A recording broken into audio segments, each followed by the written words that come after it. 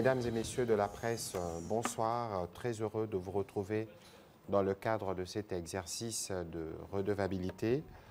Ce soir, nous allons faire un focus sur la rentrée scolaire. Nous en parlions il y a quelques mois, il y a quelques semaines ici. Il disait que le ministre de l'EPST sera de nôtre pour pouvoir nous dire ce qui se passe dans son secteur. D'emblée, nous commençons ces briefings sur une note triste parce que vous savez que nous avons perdu un des nôtres, la personne d'Estéphi Mukinzi, d'une mort par accident en France où il séjournait. Nous voulons, à travers ces mots, lui rendre hommage et rendre hommage à toute sa famille. Nous nous assurerons de porter l'appui qu'il faut parce que, fort malheureusement, il faisait partie de la famille et il travaillait aussi, je crois, dans la chaîne de l'éducation.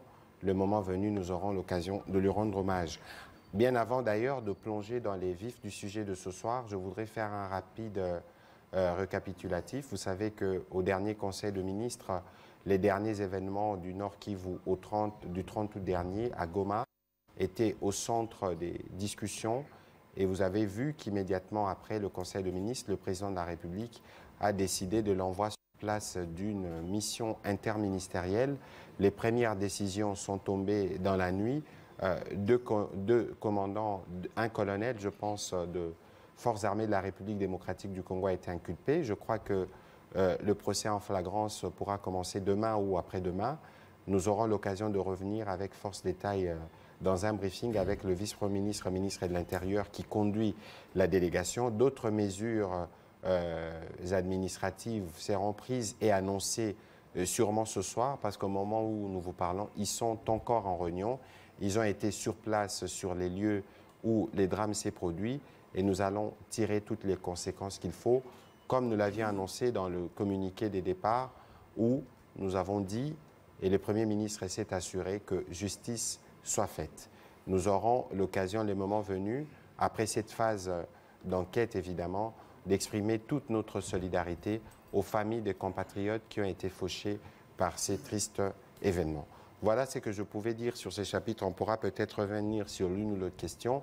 Mais ici, ce soir, nous voulons, Monsieur le ministre Tony Mwaba, bonsoir. Ce n'est pas la première fois que vous venez dans ces cadres de redevabilité. Oui. Il y a quelques semaines, il y avait plusieurs questions, notamment est-ce que la rentrée scolaire sera effective dans le Rutshuru, dans les parties touchées par l'insécurité. Nous savons que vous travaillez ardemment pour l'exécution de la mesure phare du quinquennat du président de la République, qui est celle de la gratuité. Et d'ailleurs, nous avons connu beaucoup de progrès à ces sujets. Peut-être que ce sera l'occasion, non pas de nous faire le bilan général, parce que s'il faut dire tout ce qui a été fait, on ne pourra pas terminer cet exercice, mais de nous donner un rapide aperçu. Et donc, soyez les bienvenus dans ces cadres de redevabilité. Mais d'abord, Monsieur le ministre de l'enseignement primaire, secondaire et technique, les Congolais qui nous suivent ont envie de savoir est-ce que la rentrée bel et bien effective en ces lundis 4 septembre et quelles sont les mesures que vous avez prises pour que l'année scolaire 2023-2024 soit une année scolaire réussie. Vous avez la parole. Merci beaucoup, collègue. Je voulais, dans le cadre de cet exercice, confirmer que la date du 4 septembre a été respectée pour la rentrée scolaire. Donc, fini donc les vacances. Les bleus blancs ont démarré aujourd'hui jusqu'au 2 juillet prochain dans le cadre de ce calendrier scolaire qui a été finalement normalisé. Donc, dans l'ensemble, il faut dire que la rentrée scolaire est effective sur toute l'étendue du territoire, sinon dans les 60 provinces éducationnelles. Elle a été lancée ici à Kinshasa par nous-mêmes, en province, soit par les gouverneurs, les ministres provinciaux ou bien l'administrateur du territoire. Il y a des coins, comme Goma par exemple, les élèves n'ont pas pu regagner les écoles à cause de la journée ville morte qui a été décrétée par la société civile. À Chikapa, une très forte pluie s'est abattue ce matin, empêchant donc aux bleus blancs de regagner les parcours scolaires. Donc, dans l'ensemble, voilà, ça a été très effectif. Et une mention spéciale, par exemple, à l'Ituri, hein. Pourtant c'est un coin où il y a l'insécurité. On a enregistré une grande affluence des enseignants et des élèves dans les écoles.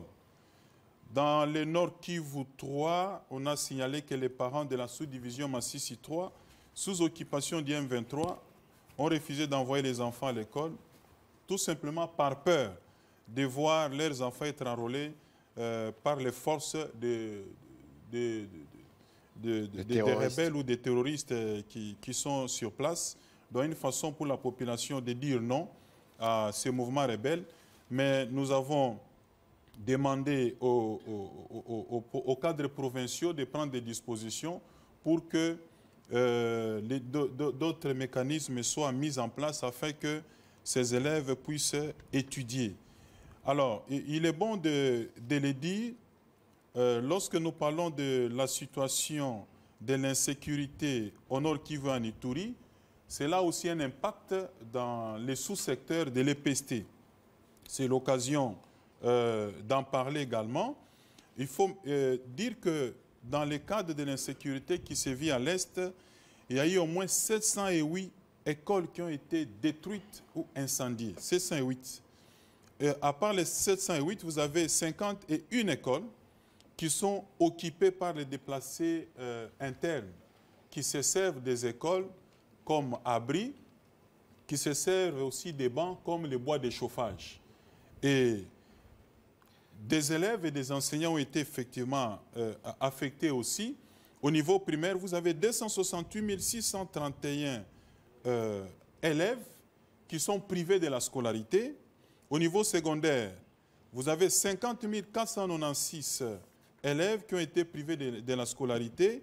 Au niveau maternel, 1838. En ce qui concerne les enseignants, au niveau primaire, 5 916 enseignants ont été privés de la scolarité également, de la formation des enfants. Au niveau secondaire, 1939 et au niveau maternel, 46. Alors, sur ce point de la rentrée scolaire, je voulais aussi signaler au niveau de Kwamuntu également. Kwamuntu cité, un certain président d'une certaine société civile a demandé aux parents de ne pas envoyer les élèves à l'école dans le cadre des conflits qu'il aurait avec le gouverneur. Donc, il a trouvé les terrains de l'EPST comme les rings pour en découdre avec le gouverneur avec qui il serait en conflit. Conséquence, les enseignants se sont retrouvés dans les écoles, mais sans élèves. Mais les cadres locaux ont passé des messages pour que demain, ces enfants puissent reprendre les chemins de l'école. Par contre, au niveau de Kwamuntu, de la périphérie de Kwamuntu, les activités scolaires ont repris normalement. Voilà ce qu'il faut noter sur ce chapitre donc, de la rentrée scolaire. Elle est effective en dépit de quelques incidents que je viens de signaler, surtout dans les coins où sévit l'insécurité. D'accord. Voilà, Monsieur le Ministre, nous vous remercions pour cette introduction. Vous comprenez que nous aurons vous laisser plus de temps aux médias pour que nous puissions aller dans les vifs du sujet, notamment sur cette question de la gratuité. On va commencer cette série de questions avec M. Pichou Moulumba.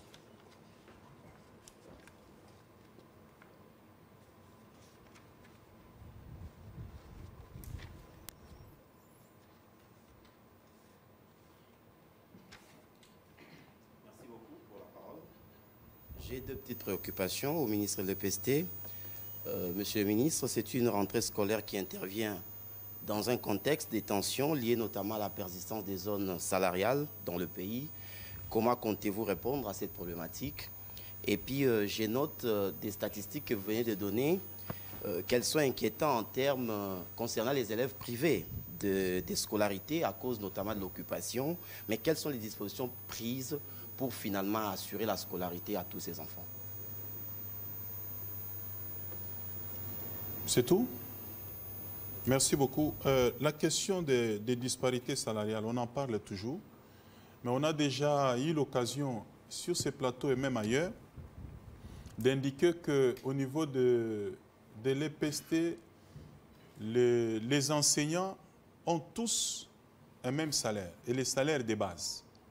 Ce qui différencie les disparités, c'est au niveau des primes des transports, mais aussi des indemnités de logement.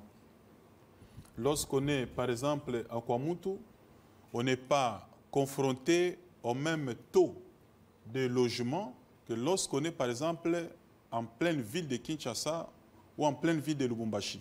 Donc, les salaires de base est le même, mais la différence, c'est au niveau des indemnités de logement et de transport.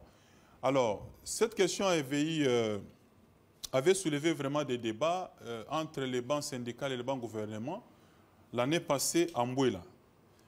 Tous les enseignants qui sont dans les territoires ont aussi protesté pour dire que le fait d'être en ville ne doit pas justifier qu'ils aient ces indemnités un peu plus élevées que les autres, parce que nous aussi, nous sommes en brousse, nous souffrons, nous connaissons aussi des difficultés qui sont appropriées à la brousse. Pour régler la question, le gouvernement a donné ce qu'on a appelé la prime de la brousse à tous les enseignants qui sont dans les territoires, et c'est une prime de 50 000 francs par enseignant pour compenser effectivement cette disparité-là. Donc, lorsque nous parlons de 50 000, vous allez prendre, aujourd'hui on a à peu près 700 000, plus de 700 000 enseignants aujourd'hui. Plus de 700 000. Et lorsque vous enlevez juste ceux des grands centres, vous avez au moins la moyenne de plus de 400 000 qui sont dans les territoires. Et au niveau primaire, vous avez plus de 300 000. Et vous avez tous ces enseignants qui sont vraiment là, 80% des enseignants, c'est dans les territoires et ils bénéficient effectivement de ces 50 000 en termes de primes de brousse. Parce que très souvent on minimise, 50 000, on ne peut pas en parler, mais faites-le multiplier par plus de 400 000 enseignants, vous allez comprendre que ça peut nous prendre la moitié du budget de l'État. Deuxième préoccupation, en ce qui concerne les écoles qui ont été privées de la scolarité, surtout dans Rutshuru et Masisi particulièrement, et tous les déplacés qui sont à Goma, nous avons, dans le cadre de mettre en place des mesures d'assurer leur scolarité, nous avons le fonds de promotion de l'éducation et de la formation, avec qui nous avons tenu des réunions ensemble avec la ministre provinciale du Nord Kivu. On a pris des dispositions pour construire des tentes très rapidement, là où se trouvent des déplacés, de manière à ce que tous les enseignants et les élèves déplacés qui se retrouvent tous au même endroit puissent, n'est-ce pas, continuer les activités scolaires. Parce qu'il y a des enseignants et leurs élèves, ils se retrouvent, nous allons juste déplacer les écoles dans les tentes pour organiser cette année scolaire, le temps que la situation puisse se normaliser. Voilà, on va prendre la prochaine question avec Jacques Moulouba.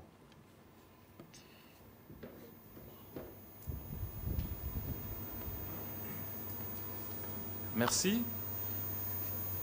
Je pose mes questions au ministre de l'EPST.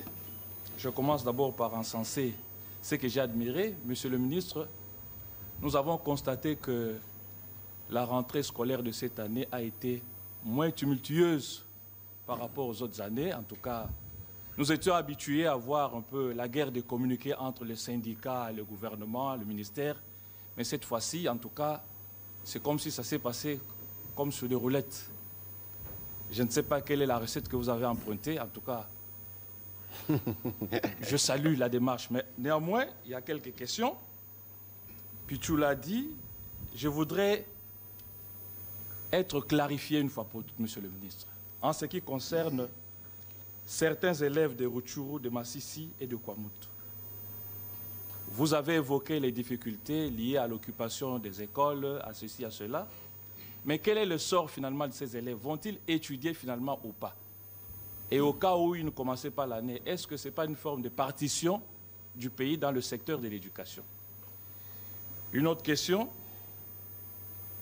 Nous avions suivi dernièrement un communiqué du ministère demandant aux parents d'envoyer leurs enfants à l'école, même si c'est avec les anciennes uniformes, avec les anciens cahiers, et avec une exigence donc que les responsables, les chefs d'établissement ne puissent pas exiger l'acompte ou les acomptes, l'argent, avant de commencer les enseignements. Aujourd'hui, je vous apprends que dans certaines écoles, effectivement, on demande l'argent, il faut avancer quelque chose avant de commencer. Alors, qu'est-ce que vous allez faire? Êtes-vous au courant de ça? Quelles sont les mesures que vous allez prendre? Est-ce que c'était simplement des actions de charme ou vous allez quand même continuer et apporter des solutions effectives? La dernière question, c'est par rapport aux retraités de 2020, 2018, 2019 qui continuent à venir frapper à votre porte sans être reçus. Quel est le sort que vous leur réservez? Merci. Voilà, Monsieur le ministre. Merci. La rentrée scolaire moins tumultueuse, je crois qu'on devrait s'habituer dans le cadre de la normalisation des choses. Et effectivement, c'était des mauvaises habitudes parce que à la veille de la rentrée, ça devenait des moments de pression, de chantage, ainsi de suite. Et bien que souvent fondés dans les revendications, mais ici la recette c'est les dialogues sociaux permanents voulus par le président de la République et suivis régulièrement par le Premier ministre. Donc avant la rentrée, nous avons été à Mbouela dans le Congo central pour évaluer les degrés d'exécution des engagements que le gouvernement avait pris en faveur du banc syndical. Une fois ici, j'avais indiqué que notre gouvernement a hérité d'une situation du gouvernement précédent. C'est-à-dire qu'il y a des accords qu'on appelle les accords de Bibois qui ont été signés entre le banc gouvernement et le banc syndical par le gouvernement qui nous avait précédés. Ils ont signé, mais sans exécuter. Et nous avons hérité ça, et notre gouvernement est en train, effectivement, d'exécuter ces engagements-là, parce qu'on a l'impression que vous prenez des engagements, vous n'exécutez pas. Notre gouvernement, Sama Lukonde, n'avait pris aucun engagement. Au contraire, il est en train d'exécuter les engagements hérités. Et en termes d'évaluation, on peut même dire qu'on doit avoir exécuté à hauteur de 65%, voire même 70% des engagements qui étaient pris par les autres.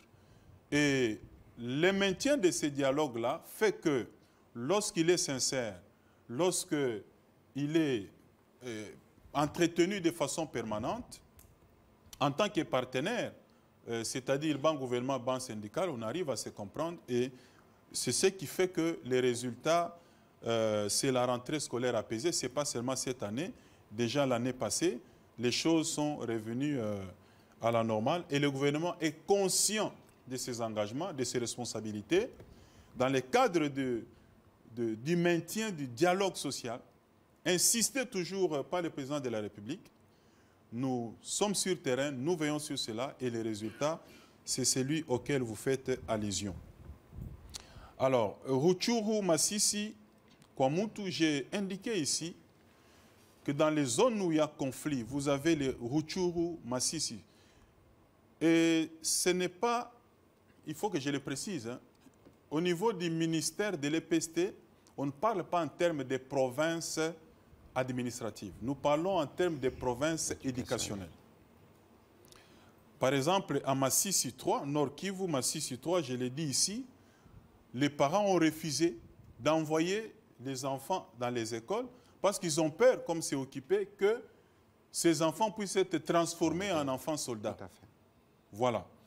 Alors, il y a eu beaucoup de déplacés dans ces coins. Si je vous dis par exemple à Rutshuru, plus de 250 écoles ont été fermées. Enseignants et élèves se sont déplacés vers Goma. La solution trouvée, c'est créer des écoles détentes sur place dans les camps des déplacés.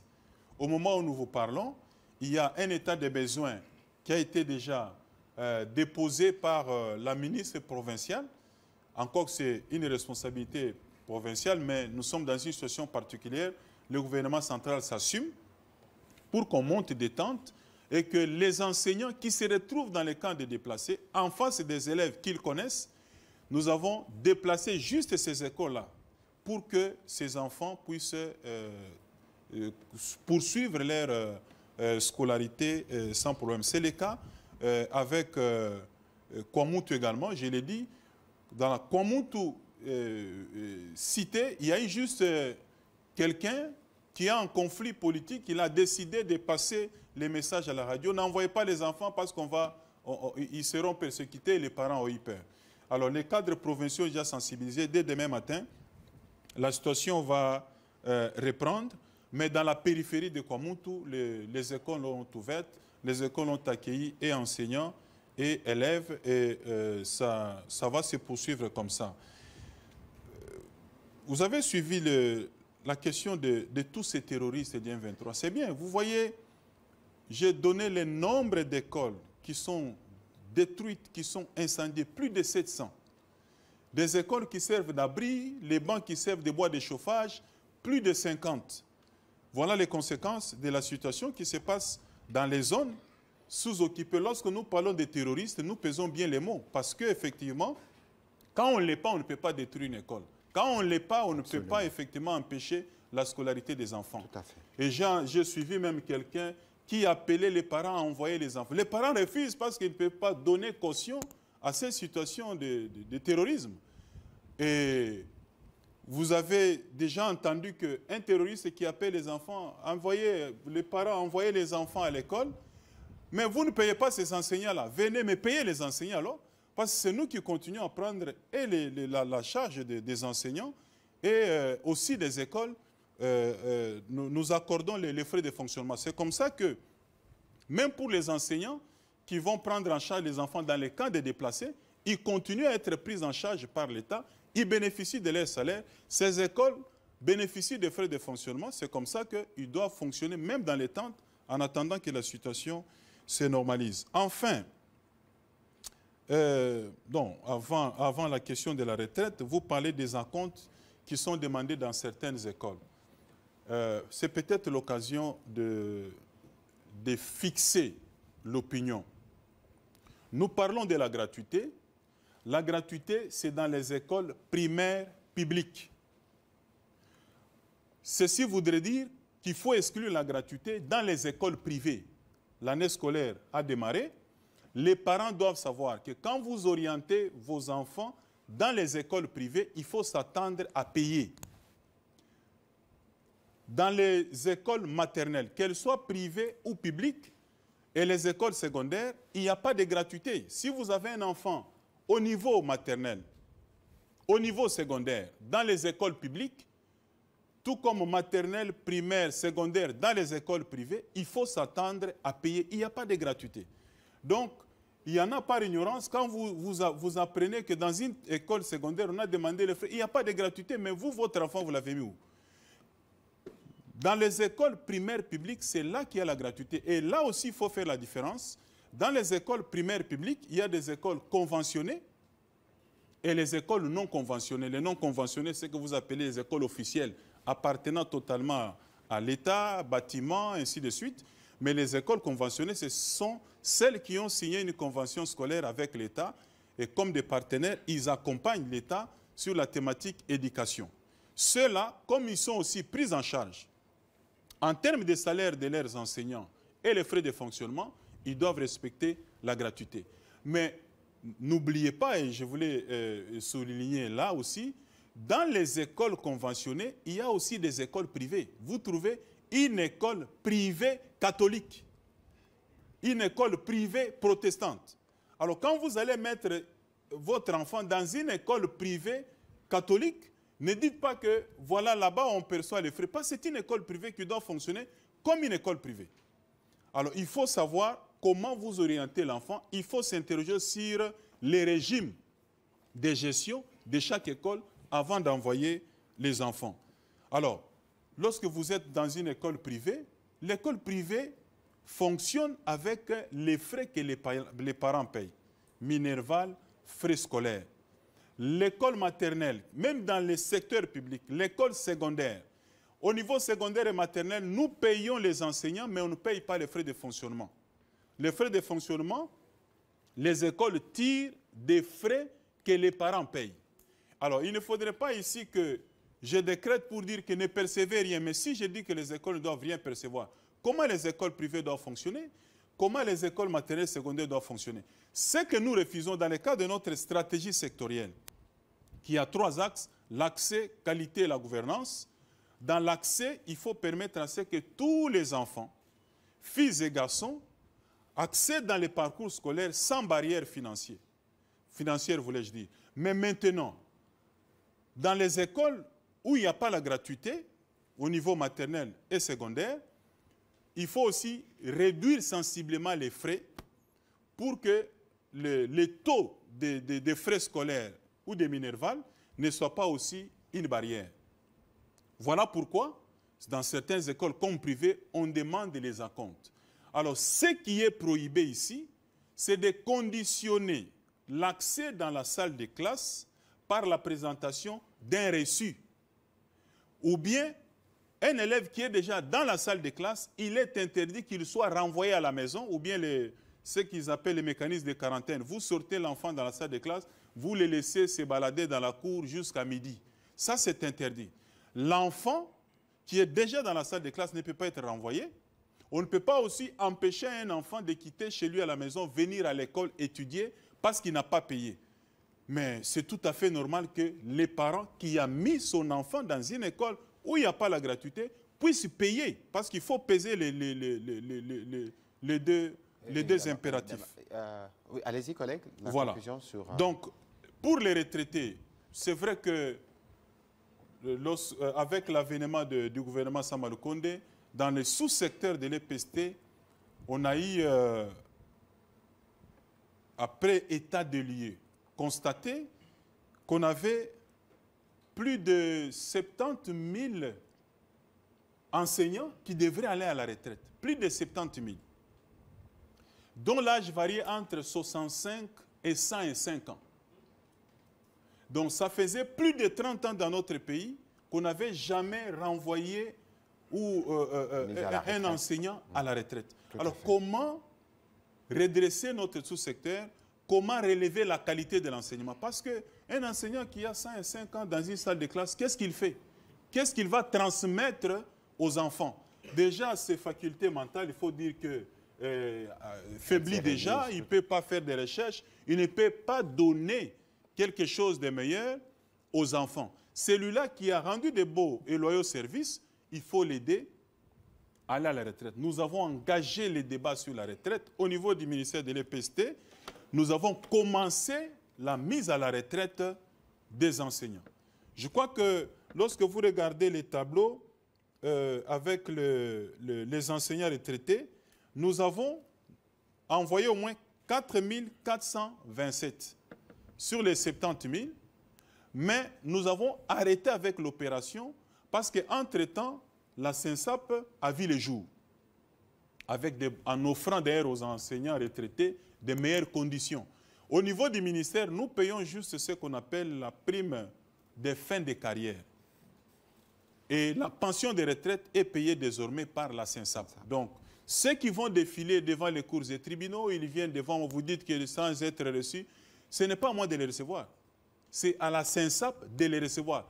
Nous avons posé la question au DG de la SENSAP, il a dit, c'est lui qui a été retraité, nous avons envoyé les listes. Lorsque nous envoyons à la retraite, d'après les conditions, l'enseignant retraité doit aller à la SENSAP, se faire identifier, déposer son dossier pour qu'il soit pris en charge. Alors, au lieu d'aller à la SENSAP, ils sont en train de venir me chercher, ils vont aller devant les cours et tribunaux. Ce n'est pas là. Il faut aller à la SENSAP, on les attend là-bas pour être identifiés et pour qu'ils soient pris en charge. Je crois que nous reviendrons sur cette question avec le vice-premier ministre, ministre de la fonction publique. Un petit commentaire, parce que tout à l'heure, lorsque Jacques, vous aviez posé la question sur la stratégie, pourquoi on a des rentrées apaisées alors qu'il y a quelques années, il y avait justement ces climats de tension, c'est parce que le président de la République, comme le Premier ministre d'ailleurs, on a instauré un climat de dialogue.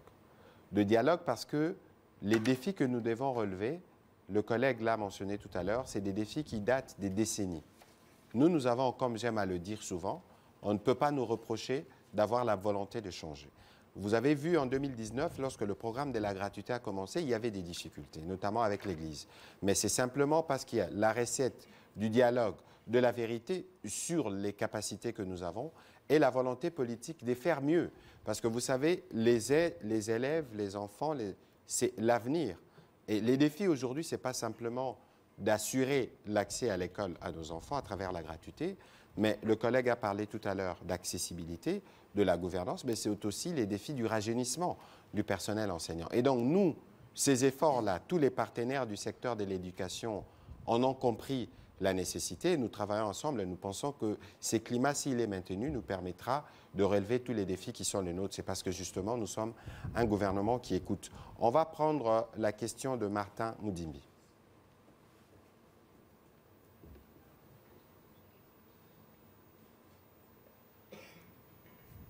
Monsieur le ministre, merci pour la parole accordée. Permettez-moi de vous féliciter pour votre prestation d'hier.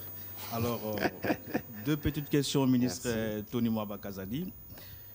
Monsieur le ministre, vous allez reconnaître que vous avez eu beaucoup de démêlés avec l'Église catholique quand on a lancé la gratuité de l'enseignement autour justement des frais de fonctionnement qu'on devait allouer aux écoles dites pilotes. Je cite Elikia Boboto. Est-ce que la question a été réglée? Nous sommes au seuil de cette année scolaire nouvelle. Et puis une deuxième question, ça va faire plus de 3 décennies, on parle de la baisse du niveau de notre système éducatif, en telle enseigne qu'au jour d'aujourd'hui, nos diplômes d'État ne sont pas acceptés dans certains pays limitrophes. Est-ce que la question vous préoccupe, monsieur le ministre?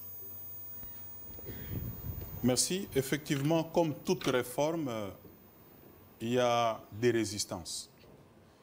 Et c'est d'ailleurs, on peut même dire que la résistance, c'est vraiment la mesure de la réforme. Et si vraiment une réforme est fondamentale, on ne peut que être confronté à ce que vous avez souligné tout à l'heure. Aujourd'hui, nous avons lancé la rentrée scolaire dans une école, dans le quartier Tchad, derrière les plateaux des professeurs. La première école publique qui vient de connaître les jours. Aujourd'hui, 4 septembre, rentrée scolaire, lancement, plus de 700 élèves au primaire. À côté, il y avait une école privée. Je vous dis qu'elle a été désertée totalement. Donc, vous sentez qu'il y avait ces besoins-là dans les coins. La gratuité a profité aux ménages et n'a pas aussi tué l'enseignant. Parce que, avant la gratuité déjà, qui a démarré en 2019, mais avant 2019, nous avions plus de 410 000 écoles. Dans les 410 000 écoles, non, il faudrait que j'ai inversé les chiffres, plus de 410 000 enseignants. Et vous avez, de l'autre côté, plus de 37 000 écoles primaires. Qu'est-ce qui s'est passé? Avec les systèmes de prise en charge des enseignants par les parents, vous avez au moins 16 écoles de référence qui profitaient de ces systèmes-là.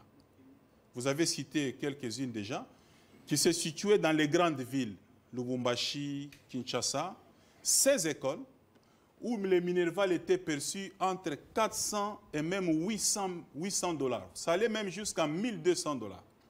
Et les parents qui avaient des moyens scolarisaient les enfants. Dans 16 écoles seulement.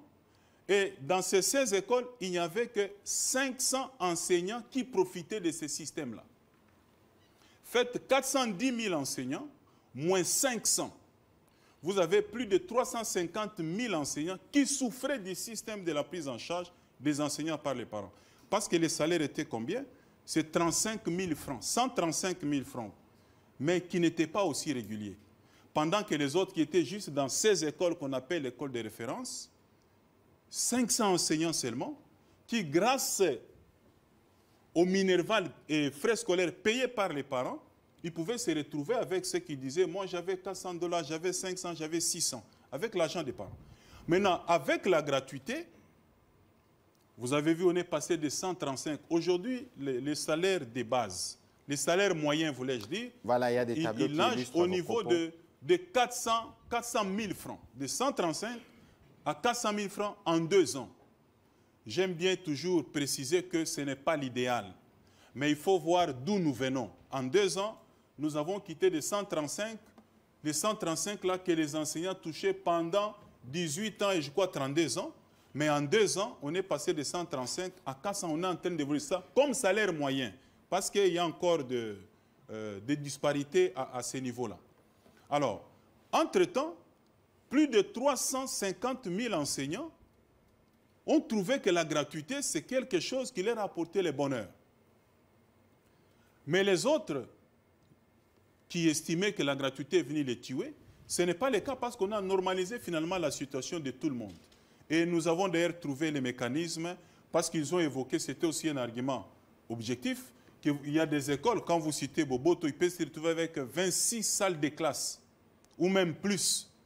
Alors, il y a eu des compensations en termes de frais de fonctionnement. Parce que les frais de fonctionnement varient selon la taille de l'école. C'est comme ça que quand nous sommes, le gouvernement Sama Lukonde est arrivé, on a trouvé que toutes les écoles, quelle que soit leur catégorie, touchaient 45 000 francs comme frais de fonctionnement. Boboto que vous citez, touchait 45 000 francs comme frais de fonctionnement. Mais c'est avec le gouvernement Sama Lukonde qu'ils sont passés de 45 000 francs à 2 450 000 francs. Alors vous allez dire que la gratuité est venue tuer Boboto, la gratuité est venue tuer toutes ces grandes écoles. Vous savez que nous avons des écoles consulaires hors frontières qui ne respectaient pas la gratuité. Nous avons pris la mesure pour dire que ce sont des écoles qui répondent à notre programme, qui sont soumises sous notre autorité. La gratuité doit être respectée même dans les écoles consulaires. En Angola, vous avez en Tanzanie, partout où nous avons des écoles consulaires, aujourd'hui la gratuité est effective. Et nous prenons maintenant en charge tous les enseignants qui enseignent dans nos écoles hors frontières et nous donnons maintenant les frais de fonctionnement. Les frais de fonctionnement dans les écoles consulaires, c'est 7 millions de francs. Nous venons de donner, il y a déjà les mois passés, 7 millions, alors ça n'existait pas. Vous avez les écoles officielles. Les écoles consulaires. Nous avons des écoles consulaires avec les programmes congolais. Là aussi, il y a la gratuité. Tous les enfants des Congolais qui vivent à l'extérieur du pays, là où nous avons les écoles consulaires, au niveau primaire, ils étudient gratuitement. Donc nous avons exporté la gratuité même hors frontières. Alors, vous avez également la prise en charge de ces enseignants et les frais de fonctionnement que nous donnons 7 millions. Aujourd'hui, pour élever également la qualité de l'enseignement, dans les écoles non conventionnées que vous appelez officielles, nous accordons les frais de fonctionnement aujourd'hui à hauteur de 10 millions de francs. De 45 000 francs à 10 millions. Des fois, quand on entend des gens raconter des choses dans les médias, on se demande, bon, peut-être c'est par manque d'information ou c'est par mauvaise foi. Les nouvelles sont là, les tableaux sont là. Vous allez voir que personne ne partagera ceci, personne n'en parlera. Mais il faut balancer un fake news, vous allez voir, même s'il faut l'emprunter les mégas, les gens sont prêts à le faire pour partager des mauvaises nouvelles. Mais les bonnes nouvelles comme ça, vous n'entendrez pas. Pour élever le niveau de la qualité de l'enseignement, je venais de lancer la rentrée scolaire sur l'instruction du Premier ministre. L'année scolaire 2023-2024 était placée sous le thème de la qualité de l'enseignement. Aujourd'hui, la bataille, ce n'est plus la gratuité de l'enseignement. Parce que la gratuité, c'était une promesse des campagnes du chef de l'État, Félix Tshisekedi. Il a promis que si jamais je suis élu, je vais activer l'article 43 de la Constitution. Il est élu dans son programme d'investiture, il a dit « je vais activer l'article 43 ». Il passe au pouvoir, il active l'article 43. La gratuité de l'enseignement dans les écoles primaires publiques, je m'arrête là, c'est la Constitution, est effective dans toutes les écoles et dans toutes les 60 provinces éducationnelles. Vous comprenez? Alors, ce qui fait que si vous apprenez que là-bas on a perçu les frais clandestinement, nous frappons. Vous savez que le code pénal existe. Ça n'empêche pas d'autres d'aller voler, malgré la présence du code pénal. Mais ceux qui volent, qu'est-ce qu'on fait d'eux? On les frappe. Alors, ce qui fait que la baisse de la qualité de l'enseignement, aujourd'hui, c'est notre défi. La gratuité, ça a déjà fait son parcours, elle a été rendue effective. Et nous, à la tête du ministère de l'EPST, on n'est pas venu pour rendre la gratuité effective. Non. Le chef de l'État, Félix Tshisekedi, a déjà rendu la gratuité effective. Ça, c'était son travail, il l'a fait. Nous avons la mission de consolider et pérenniser. Tout à fait. Consolider, c'est-à-dire, partout vous dites, là-bas on a perçu les frais, nous recherchons, nous mettons la main, nous prenons les dispositions qui s'imposent. La pérennisation de la gratuité, c'est permettre à ce que, même après le président Félix, que les générations futures continuent à bénéficier de la gratuité. C'est de la fondation, c'est plus du béton. Et donc, nous avons les mesures d'accompagnement de la gratuité pour arriver à consolider et pérenniser. Pas la rendre effective, elle était déjà effective, je peux vous assurer, primaire, public, la gratuité est effective. Maintenant, les mesures d'accompagnement de la gratuité, c'est les tableaux que l'on balance, parce que très souvent, quand vous voyez les élèves étudier à même les sols, on dit gratuité et simbité. Je l'ai déjà dit ici, ça n'a rien à voir avec étudier à même les sols. Ça touche d'ailleurs à la qualité de l'enseignement. La gratuité, c'est autre chose. On va vous dire, bon, vous voyez les classes, on était à 25, maintenant c'est 70. Les classes sont surpeuplées. Mais c'est ça l'effet de la gratuité. Vous parlez déjà de la réussite de la gratuité sans le dire. Le surpeuplement dans les salles de classe, c'est ça les résultats de la gratuité. Alors les restes, nous devons maintenant nous battre avec les mesures d'accompagnement de la gratuité, notamment la construction de nouvelles salles de classe, la construction de nouvelles écoles. Nous le faisons dans le cadre du programme de développement local de 145 territoires, au moins 8 écoles par territoire. Quand vous faites 8 fois 145, vous avez une idée des écoles qui seront construites et réhabilitées. À part les 145, il y a d'autres programmes de construction des écoles, nous les faisons. Il y a une école qui a été construite où nous avons lancé la rentrée aujourd'hui. Vous avez en Mbandaka, pour la toute première fois, depuis que notre pays existe comme État indépendant, on vient de construire une école pour les peuples autochtones, les pygmées. On n'en parle pas. Les gens sont prêts à partager les fake news. La qualité de l'enseignement, c'est notre bataille aujourd'hui.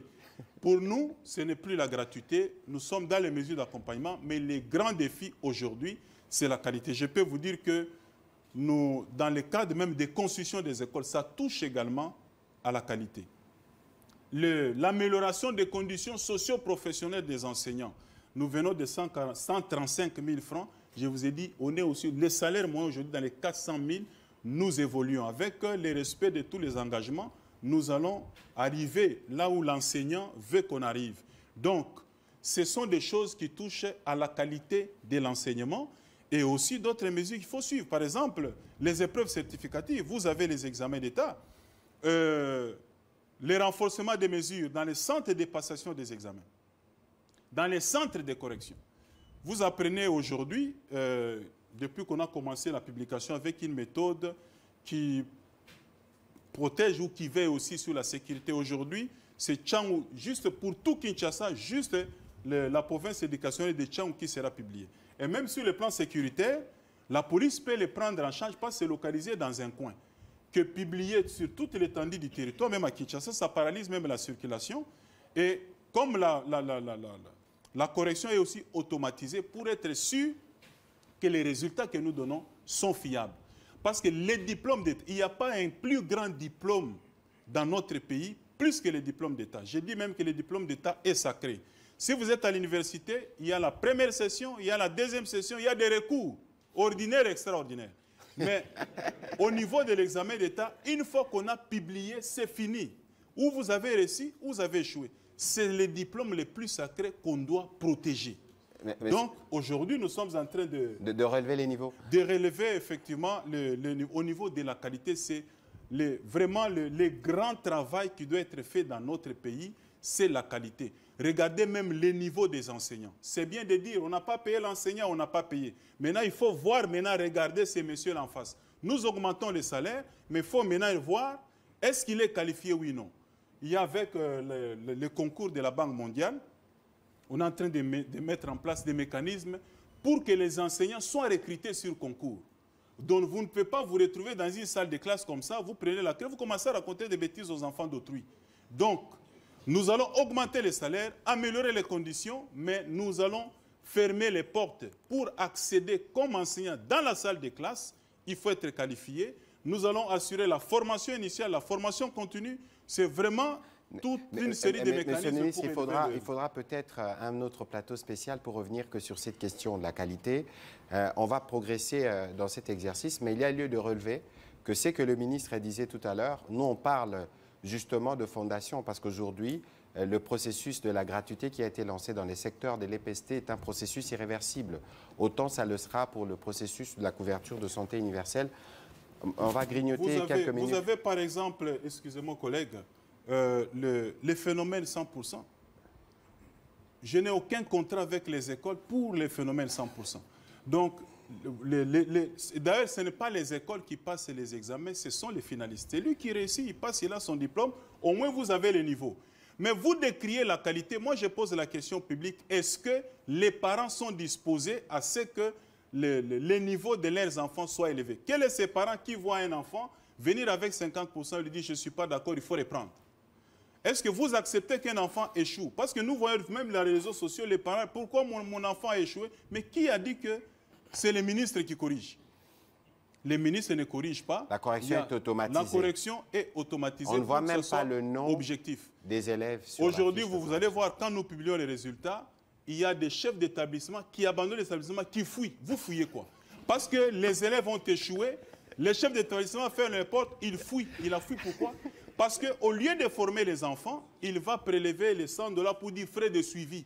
Maintenant, il a perçu les frais, il ne sait pas où faire le suivi parce que toutes les portes et fenêtres ont été fermées. Il faut les arrêter, voilà. Monsieur le ministre. Tout ce qu'on demande, c'est que les finalistes qui nous suivent de se mettre au travail.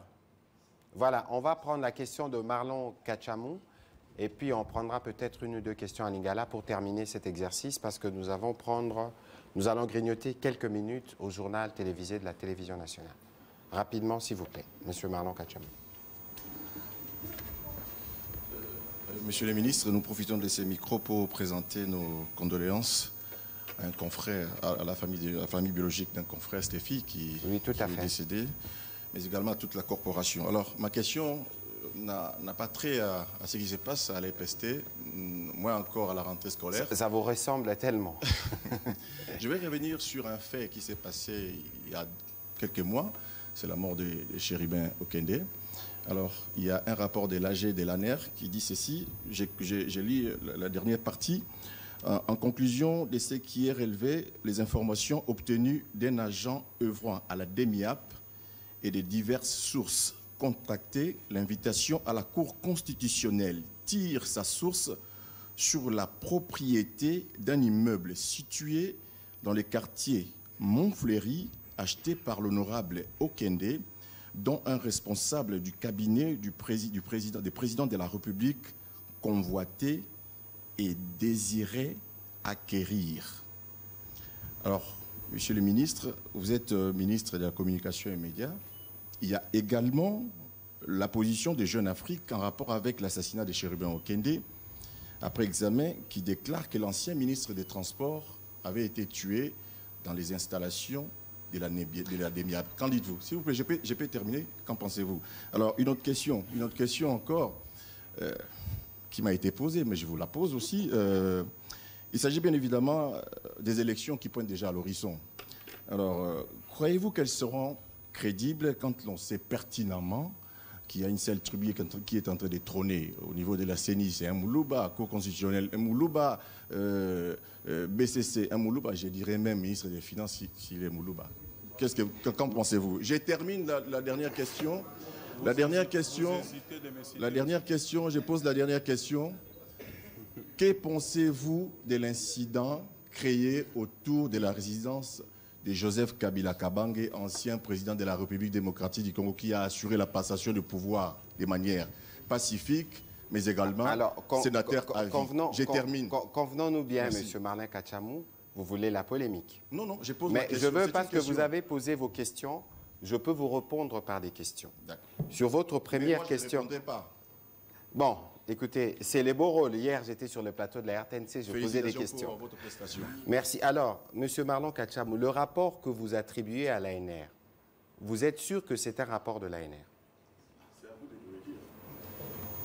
Écoutez, parce que, et c'est franchement dommage, que des médias que nous connaissons crédibles comme RFI, comme Jeune Afrique, je ne vois pas Malheureusement, Pascal Moulega est dans la salle, il aurait pu nous édifier.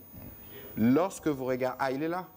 Bon, lorsque vous regardez ces fameux rapports, quand vous commencez simplement à en faire la lecture, parce que hier, nous avions parlé justement des fake news, etc., regardez déjà dans l'entête sécurité intérieure, il n'y a même pas eux à la fin. Pour donner un exemple. Je pense que le ministère de l'Intérieur, mon collègue de l'Intérieur, qui a en charge la collaboration avec les services, va protester vigoureusement. Parce qu'on aurait voulu, moi je suis ministre de la Communication et des Médias, nous sommes disponibles, on aurait voulu que RFI ou Jeune Afrique nous appellent pour nous dire, Monsieur le ministre, vous pensez quoi de ces rapports?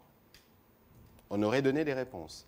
À défaut de nous joindre, on aurait pu contacter l'ANR ou le ministère de l'Intérieur pour... C'est justement ça le travail que nous avons appris à l'IFACI, confronter les sources. Et donc aujourd'hui, je parle sans peur d'être contredit, les confrères ont été manipulés.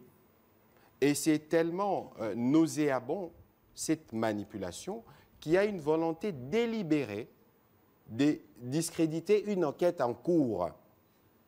Parce que ce n'est pas du devoir du gouvernement de parler des questions de la justice dont on n'a pas le détail, mais vous avez vu que de manière transparente, depuis les débuts de ces crimes, qui nous a tous touchés dans notre fort intérieur, parce que le ministre Chérubin, pour moi, c'était un aîné, avant même que nous soyons au gouvernement, et donc nous sommes tous affligés, nous partageons la peine de sa famille. Et donc, il y avait des enquêteurs belges, sud-africains, du Bureau conjoint des Nations Unies, des experts congolais. Il y a eu 5 ou 6 équipes qui ont travaillé activement autour du parquet pour faire la lumière sur ces procès. Alors, s'il y a des gens qui ont un rapport et qui ont déjà les verdicts, pourquoi n'ont-ils pas versé, nous les disions ici, tous ces éléments au niveau du parquet? Et donc, vous voyez qu'il y a une volonté délibérée d'écarter les Congolais et la famille de l'honorable Okende qui est en train d'attendre l'expertise. Si vous ne voulez pas croire à des compatriotes congolais, mais il y a les Sud-Africains, il y a les Belges, il y a des Français, même des Américains du FBI qui devaient être associés dans l'enquête. Pourquoi on ne veut pas attendre? Et donc, je crois que quand la protestation arrivera, il sera du devoir de ces médias de rectifier parce que finalement, ils auront fait l'objet de relais d'une campagne de manipulation qui vise à discréditer le travail de la justice qui est en cours. Les temps de la justice, c'est les temps de la justice. Le moment venu, le parquet, suivant ses méthodes, communiquera, mais il est hors des questions que vous, lorsqu'on vous pose justement cette question, de penser même venir me la reposer, parce que le document tel que vous le voyez, c'est un document qui est totalement faux. Alors, à votre deuxième question, c'est quand même assez dangereux. Dans un pays qui se veut être une nation, on ne peut pas parler des nations lorsqu'on parle des tribus. Je crois que vous faites les relais des propos, même si vous ne voulez pas le citer, je l'ai suivi dès l'abbé Chollet. C'est extrêmement dangereux que ces propos viennent de lui. Parce que justement, je ne voudrais pas aller là où vous êtes, mais je peux vous donner des exemples. En 2011, qui était président de la CENI? Qui était président de la Cour constitutionnelle? Qui était président de la République? Qui était ministre de Finances? Est-ce que vous aviez entendu quelqu'un à l'époque venir dire tout c'était du Katanga? Mais pourquoi vous voulez aujourd'hui que nous voulons parler nation, nous définir par les tribus?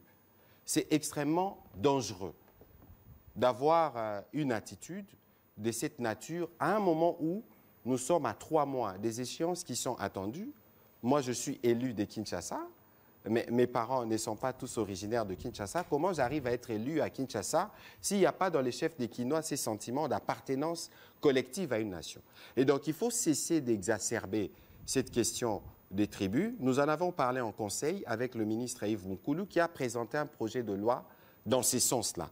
Nous espérons que cela va aboutir parce qu'il faut que nous bannissions l'identification par la tribu. Vous êtes Congolais, je suis Congolais. Certains rajoutent ce que vous savez qu'ils rajoutent. Moi, je ne les rajoute pas, mais aimons le Congo et travaillons pour le Congo. Alors, sur votre dernière question, je vois qu'il y a toujours beaucoup de polémiques qui viennent, mais il faut regarder la question dans le fond. Moi, je n'ai pas suivi la question dans tous les détails, mais ce que je peux vous dire simplement, c'est que si vous voulez aller rapidement au Kempinski ou au Pullman, ne passez-vous pas devant le Palais de la Nation? Est-ce que, avant l'arrivée du président de la République aux responsabilités, est-ce qu'on pouvait passer devant le Palais de la Nation?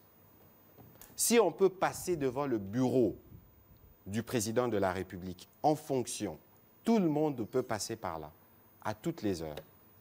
Pourquoi ne peut-on pas passer devant la résidence? Encore, je parle sous réserve, parce que je ne suis pas spécialiste en urbanisme, mais je présume que mon collègue Pius Mwabilou doit avoir pris toutes les précautions d'usage pour autoriser quelque chose de ce genre. Alors l'exhortation, c'est qu'il faut aller à la source. J'ai vu Yves Abdallah aller sur terrain, j'ai vu son reportage, je lui ai demandé de faire davantage.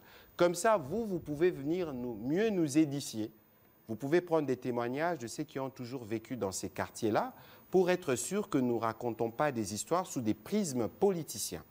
Et donc, si aujourd'hui, nous tous, nous pouvons circuler devant le Palais de la Nation, qui est un des sites stratégiques, il faut considérer que si cela ne gêne pas la conduite ou les différents aménagements, on peut passer devant la résidence de tout le monde.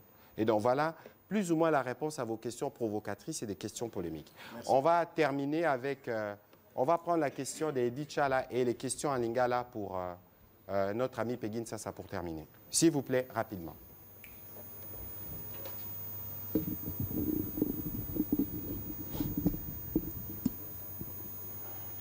Merci beaucoup, Monsieur le ministre, pour l'opportunité. Ma question est brève. Avec tout ce que vous avez dit, vous pensez que l'inspection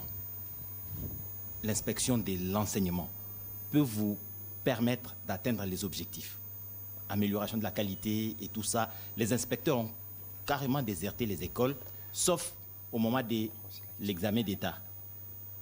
Est-ce qu'il a du personnel, cette inspection? Voilà. Voilà, on va prendre les questions en lingala, comme ça le ministre pourra répondre aux deux directement. Allez-y, M. Peggy Nsassa.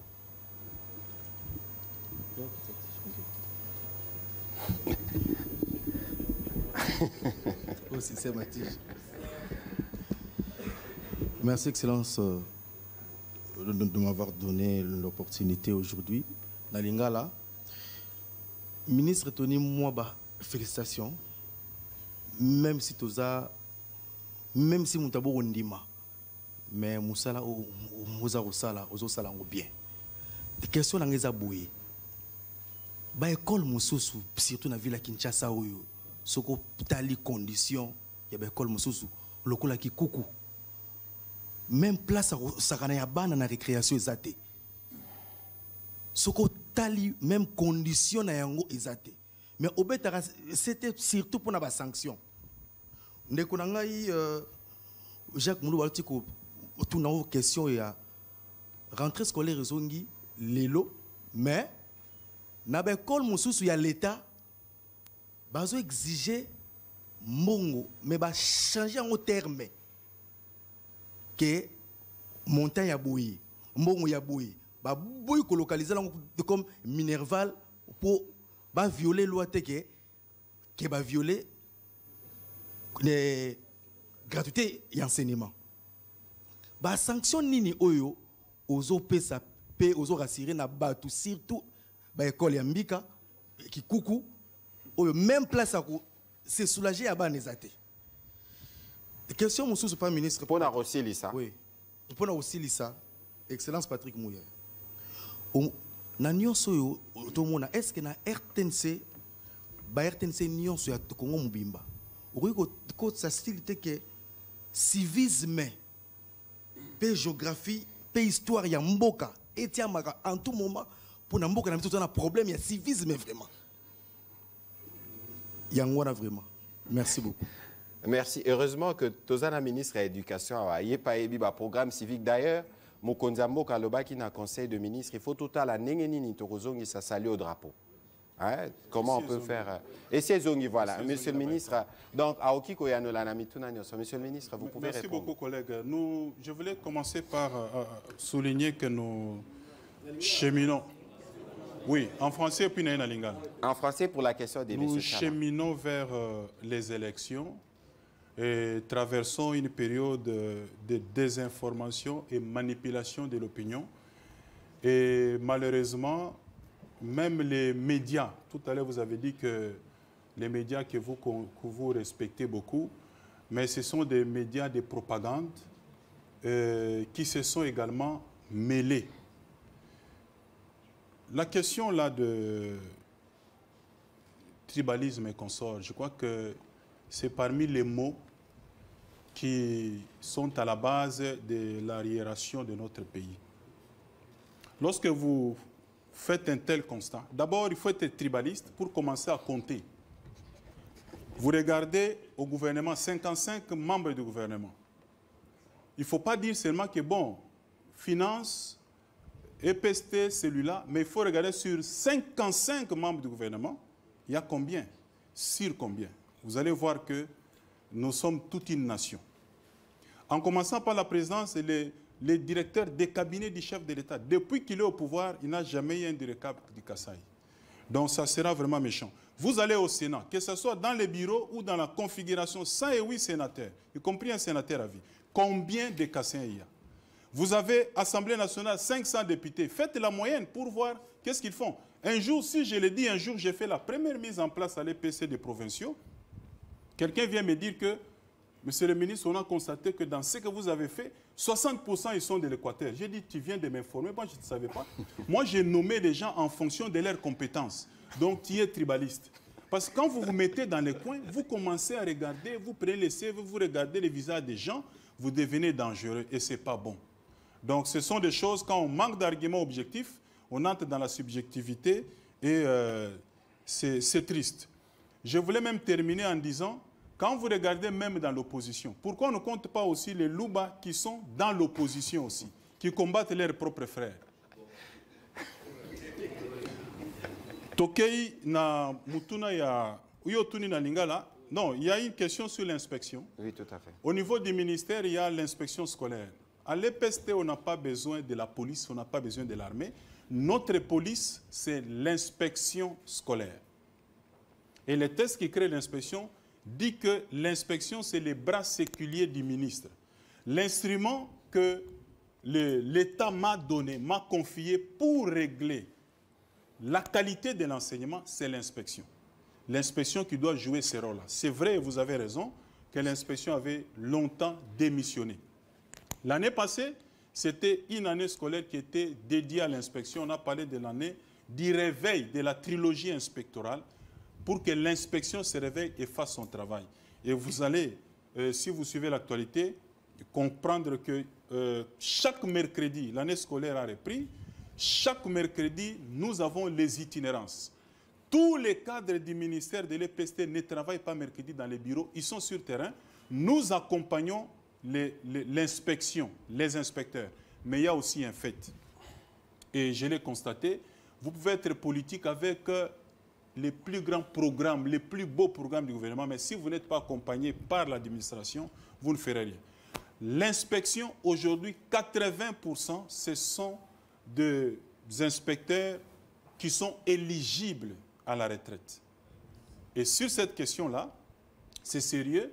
On doit organiser un autre concours, recruter des jeunes, remercier tous ces vieux inspecteurs qui ont fait leur temps, qui ont rendu des beaux et loyaux services à la nation, pour permettre à ce que les 100 nouveaux puissent nous aider à accompagner. Moi, j'ai fait un constat dans tous les services du ministère. Là où il y a des jeunes,